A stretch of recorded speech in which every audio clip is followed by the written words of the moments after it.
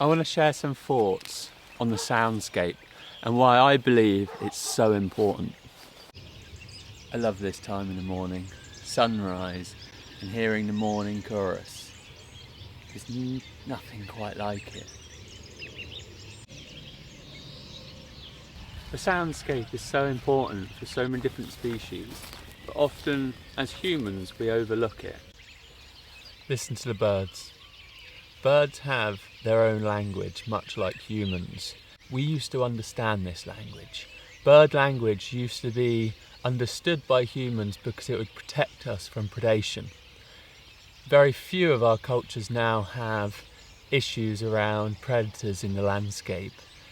Prey species understand bird language because they have alarm signals that let us know if a predator is coming. And that's why polluting the soundscape is such an issue. Birds give off alarm signals to let each other know if there's a predator in the landscape, and that protects them. Whereas now, because we have cars, petrol machines, planes, these are always polluting the soundscape, which means that the warning signals of birds are covered up, and then predator birds get to devour large quantities of prey birds without those built-in warning signals.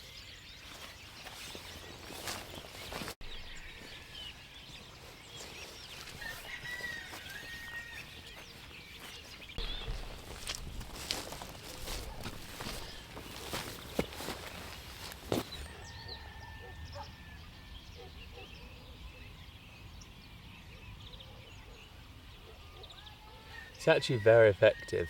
If we want to listen to a bird's call and we want to magnify that, it might seem silly, but actually doing this, we can cut out the sounds behind us and direct them where the sound's coming from.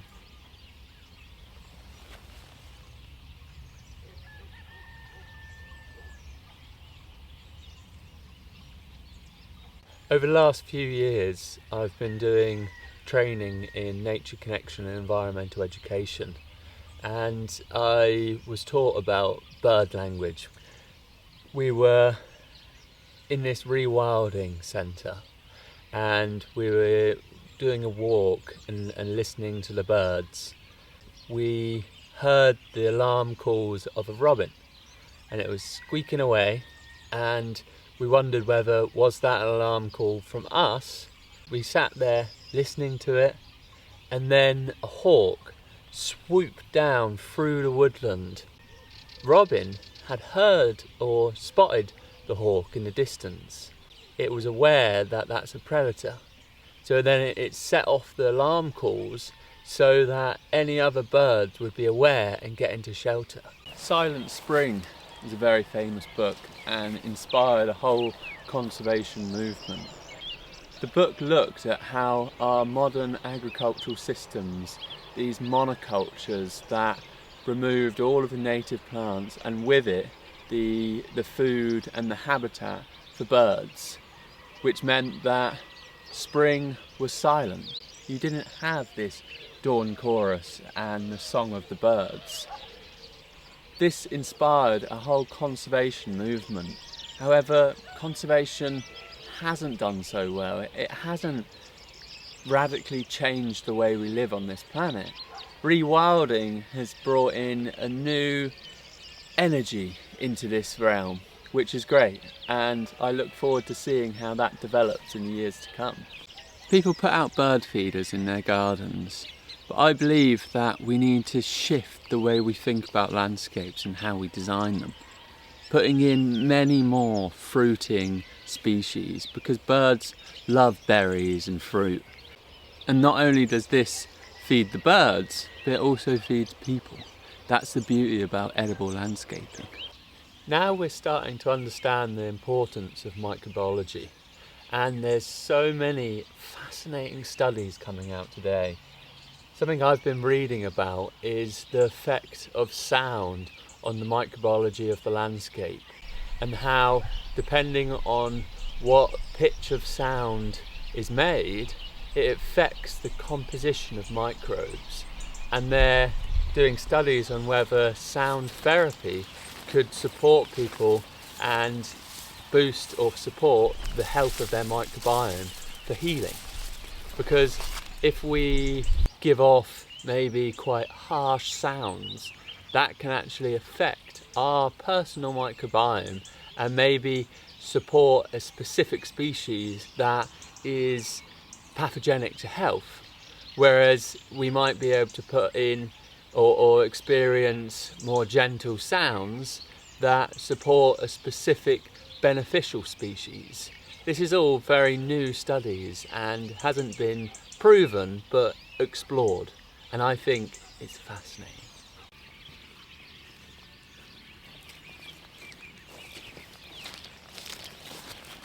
I'm someone who's very sensitive to sound, and I easily get sensory overload in loud places, and that's what gives me an appreciation for how wildlife might feel, because other life is far more sensitive to sound than we are. So when we come through with our loud noises, how this affects their everyday lives. Fireworks is one that I really can't stand. Fireworks absolutely terrify dogs, and when you see how a dog reacts to fireworks, it then makes me wonder, how is the wildlife reacting? At night when things are asleep, loud explosions with light displays that must terrify wildlife. There's a very sad story I heard about that I want to share, and that's in North America on New Year's Day. People woke up to find thousands, if not millions, of dead birds everywhere. And people thought this seemed quite apocalyptic on New Year's Day to find so many dead birds. So they looked into it, and what they found was on New Year's Eve, lots of fireworks had been set off at a point of when birds were migrating, and these fireworks woke the birds up at night. The birds then were in shock and flew around without night vision and crashed into stuff, all of them dying. What a sad story. And this to me speaks of our impact on the landscape and how when we're not ecologically aware, we can do damage without even realising it's us. See, listen to that. A plane flying above. Something I often think about is when people pollute the soundscape, are they aware of it? When motorbikes drive past revving their engine really loud, are they aware they're polluting the soundscape and affecting other species? Very unlikely. But this will be completely different if people were taught eco-literacy in school, if people were taught to be aware of other species and how they interact with them in the landscape when we go about our days.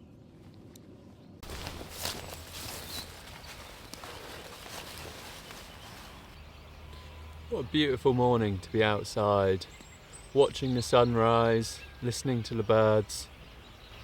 It's just made me think about a report that was done in 2020 that looked at nature deficient disorder in the UK, people's disconnection to the natural world.